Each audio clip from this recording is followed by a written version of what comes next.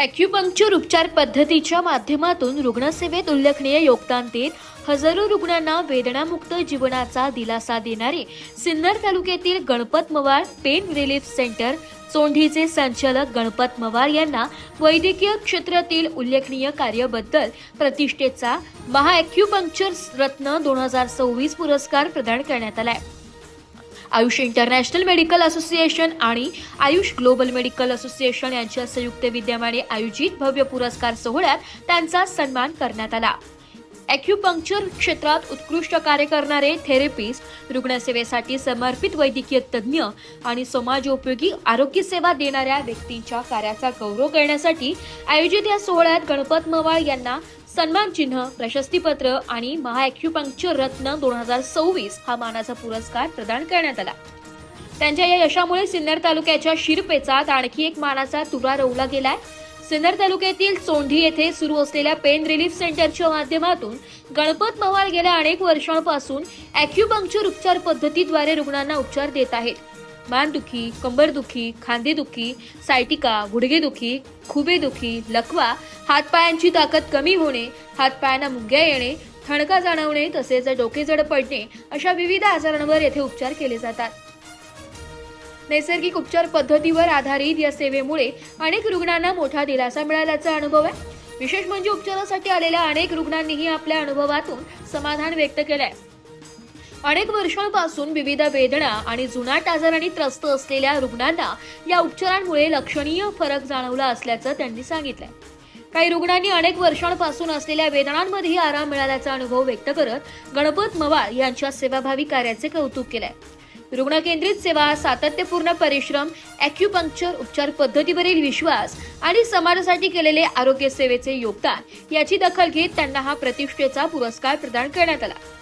या सन्मानानंतर वैद्यकीय, सामाजिक आणि विविध क्षेत्रातील मान्यवरांकडून गणपत मवाळ यांच्यावर अभिनंदनाचा वर्षाव होत असून त्यांच्या पुढील कार्यासाठी शुभेच्छा व्यक्त केल्या जात आहेत। ॲक्युपंक्चर महारत्न पुरस्कार हा आम्हाला मिळाला आहे, आमच्या संपूर्ण टीमला मिळाला आहे, तर खूपच आनंदाची बाब आहे। आणि या ठिकाणी मणकेचे, सांध्याचे जे आजार बरे होतात, कमरेचे जे कंबर, मणके, सायटिका, पॅरालिसिस हे आजार बरे होतात याची एक पोचपावती म्हणून आपण मिळालेली आहे। तर आमच्याकडून मणकेचे, सांध्याचे जे आजार हे कुठल्याही गोळी औषधं न खाता पूर्णपणे नॅचरल पद्धतीनं बरे होतात।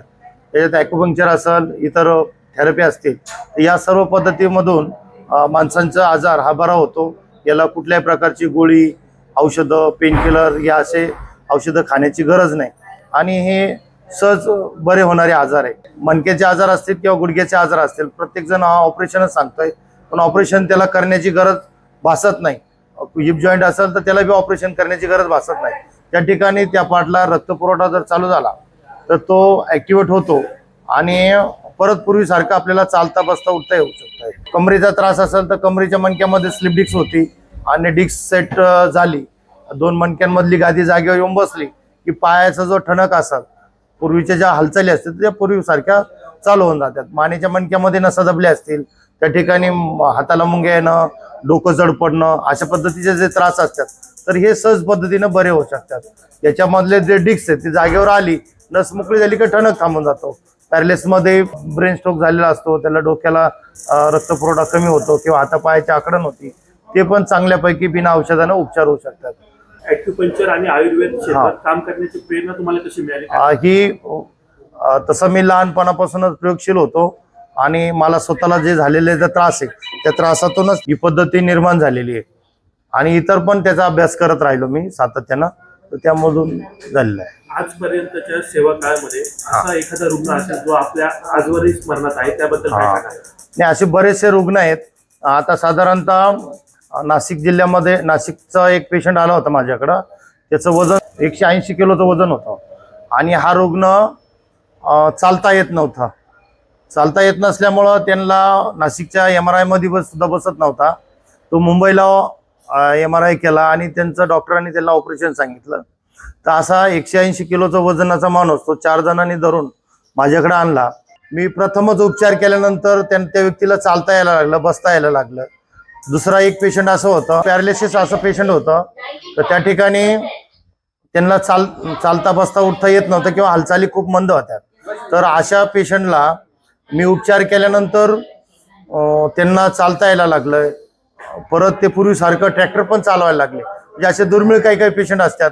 एक पेशंट हाड मोडलेलं होतं, खुब्याचा बॉल.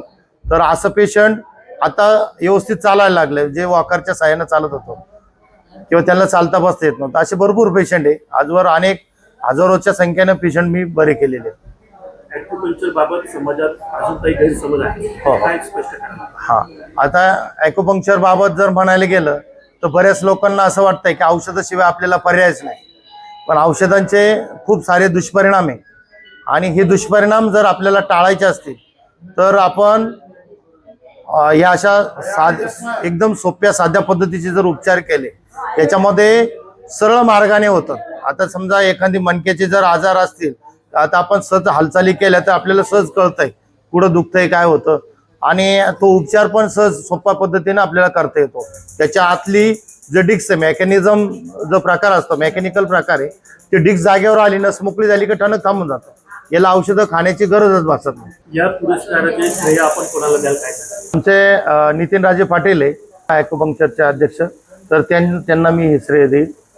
त्यांनी खूपच यामध्ये सहभाग घेतला आणि चांगल्यापैकी काम केलेलं आहे. जाता जाता मणक्यांच्या आजाराने त्रस्त रुग्णांना आपण काय संदेश द्याल? मणक्यांचा आजार झाला आहे, आपल्याला पॅरालिसिस होईल किंवा हातापाय लुळा पडू शकतो, ताकद कमी होऊन जाईल आणि आपण पूर्वीसारखं परत कामच करू शकणार नाही, अशी भीती मनामध्ये बाळगायची गरज नाही आहे. तर आमच्याकडे जर उपचार केले, तुम्ही तुमच्या मणक्याचे आजार कुठलाही गोळी औषधं न खाता आपण पूर्वीसारखं परत काम करू शकतो. फक्त त्याला थोडंसं 2-4 वेळेस जर आले आमच्याकडे तर बऱ्यापैकी ढिल्ला होऊन जातं आणि पूर्वीसारखंच आपण काम करू शकतो. गुडघेचं असेल त्याचं बी तसंच आहे. प्रेक्षकांना आपला पत्ता काय सांगा? माझा पत्ता गणपत मॉल पेंडलिस सेंटर, सोंडी, तालुका सिन्नर, जिल्हा नाशिक. या ठिकाणी येऊ शकतात. आमची शाखा दुसरी कुठेही नाही आहे, एकच ठिकाणी शाखा आहे आणि या ठिकाणी सर्व पद्धत चालू शकतात. फक्त बुधवार बंद असतो. नमस्कार, मी गणपत मावळ सरांकडे आलो. जवळजवळ मला 60 ते 70% फरक पडलेला आहे. मला हाताचा त्रास असल्याने हात थरकाप होत होते आणि शोल्डर पेन होत होते. किती वर्षापासून तुम्हाला त्रास होता काका? मला 2019 पासून. आता बरं वाटतं? आता बरं वाटतं. गणपत मावळ सरांचे खूप खूप धन्यवाद. पाय दुखतात माझे, पाय उचलून पडत नाही. ते पायाला जरा मालिश केल्याने गणपत सरांचे बरंच हे केलेले, स्टेटमेंट केले, ते बरं वाटतं मला जरा फिरायला. जरा मी धुळ्याहून आलेले आहे. किती दिवसापासून तुम्हाला त्रास होता? मग 4-5 वर्षांहून त्रास आहे मला. आता बरं वाटतं? हो, आता बरं वाटतं. गोकुळा प्रकाश जवारवरून आलेलो आहे आम्ही. मला हाताचा त्रास होता, प्याव्याचा झटका मारलेला ना, तर हात दुखत होता. आता कसं वाटतं? आता बरं वाटतं. हा तरी 100% फरक पडतो. मी लसगावून आलेले आहे. माझं नाव सौ वंदना मदनलाल गंब. मला कमरेचा आणि सायटिकाचा खूप त्रास होता, पण आज मी इथे त्यांनी मला मशिनरीने जे केले त्याबद्दल मला खूपच बरं वाटले. सरांचे खूप खूप धन्यवाद. हम नासिक रोड से हैं। क्या तकलीफ थी आपको? मैं नाले में गिर गया था, तो हमको एक ने बोला दीपक हो यहाँ अपने वडांगली के, उन्होंने बोले तुम एक बार वहाँ आओ, बोले उनके जरिए से हम यहाँ आए. अभी कैसा लग रहा है आपको? अभी अच्छा लग रहा है. आम्ही नाशिक रोडवरून आलो. आम्ही सरांचं खूप नाव ऐकलं होतं. आता 2-2.5 वर्षापूर्वी वडिलांचा ॲक्सिडेंट झाला होता, नाल्यात पडले होते ते, तर त्यांची एक नस दाबली होती. तर मग आमच्या शेजारचे सांगितलं म्हणे गणपत मावळ सरांचं म्हणे रिझल्ट चांगलं आहे.